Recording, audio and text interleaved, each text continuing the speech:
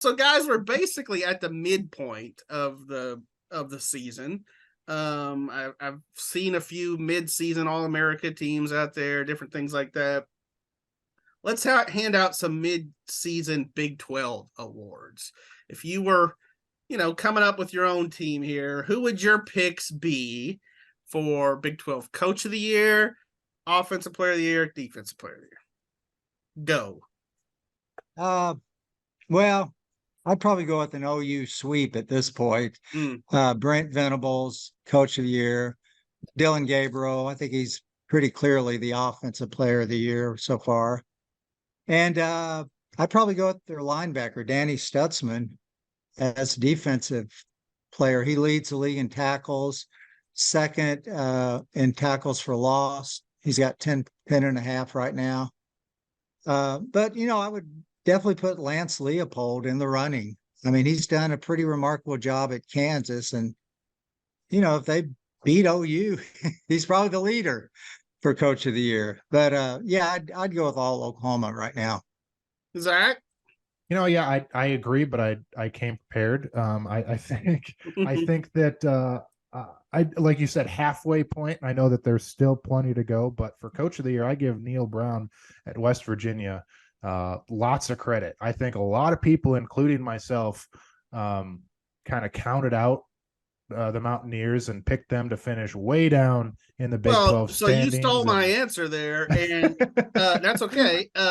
If Zach, you'll remember at Big 12 Media Days, you and I kind of looked at each other like, because Neal Brown got up there and he was kind of ticked that they got picked last in the Big 12, and he sort of took it personal, and everybody was kind of like, what, you're West Virginia, do something, I mean, what do you want? And again, like you said, they've been, to me, the surprise of the league. He would actually be my choice right now, just because I think OU we expected to be good, but nobody expected West Virginia to be good.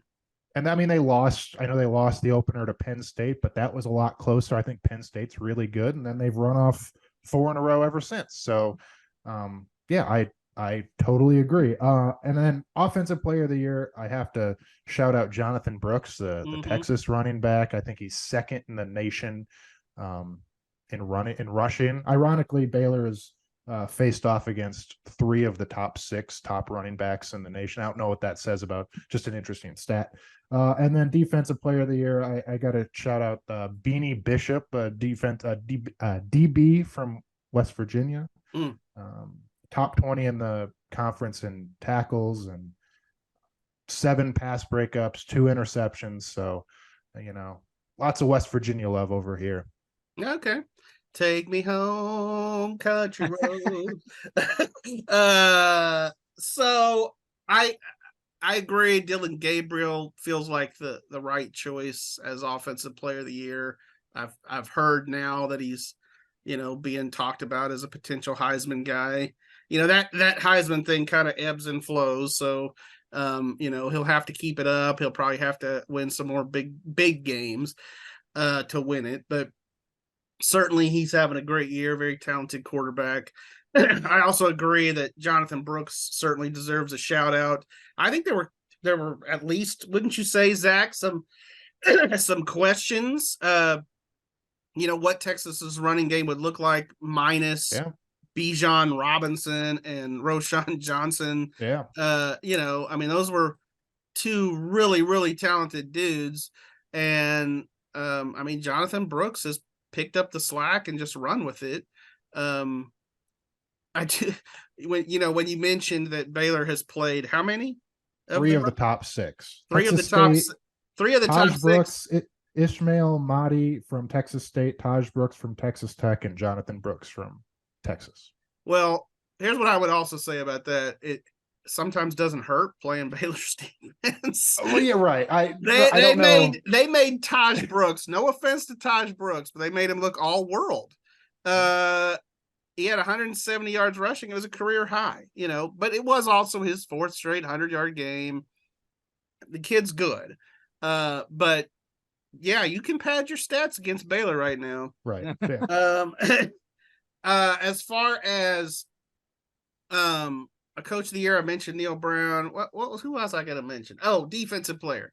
So I like y'all's guys that you mentioned, but another one I will throw in there, and this is me, the quote unquote Longhorn hater, but Byron Murphy. To me, Texas's D line. If you want to pick out one unit, in the conference that would just be like the most dominant unit, I mean, I feel like Texas's D line is really, really, really good. Now, again, maybe they weren't quite as good as they needed to be against OU, but Byron Murphy is a stud.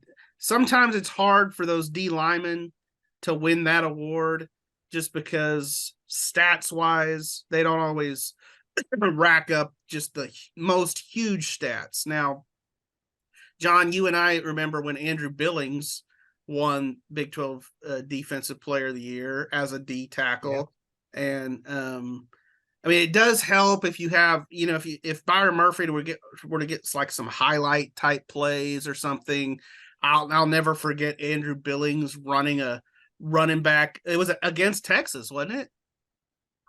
I think it was Kansas. Okay. I remember a play he made against Texas where he chased a running back down from like about 20 yards away from behind. Yeah, I remember against Kansas, I think it was like 30 or 40 yards. It was a heck of a play. I mean, and it was pretty cool. Andrew Billings was the Baylor legend of the game this past week. So yeah, fresh in my great player. Yeah, great player. Now playing for the Chicago Bears, a Waco High product. So there you go. But yeah, Byron Murphy, I think, certainly would be, deserving of that award, just like a couple of those other guys you mentioned. I mean, Stutzman's probably the odds-on favorite right now, but yeah. And I will also say, defensive newcomer. I mean, I would think Caden Jenkins has a shot. He's good. Man, really good. He is really good. That Baylor needs a few more Caden Jenkins right now, because that guy, he does make plays and has had just some really big moments already this season. In looking through the Big 12 stats while I was just sort of putting this together, I thought it was funny. Do you know who, Zach, who leads the conference in fumble recoveries? Garrison Grimes, maybe? Garrison Grimes. Really? Yeah. No, it was 2 in one game, wasn't it, Zach? Yeah, right. Yeah, both in Texas punt recoveries. Punt recoveries. But yeah, 2 fumble recoveries right now leads the conference. We'll see if he's able to keep that up because he's not playing anymore. Right. Unfortunately, Garrison suffered an ACL injury that cost him his season. But he was a highlight there for a while, one of the bright spots. I shouldn't even say this, but maybe Baylor fans are saying, can we keep Garrison Grimes and then get rid of the other guys? Ouch. Ouch.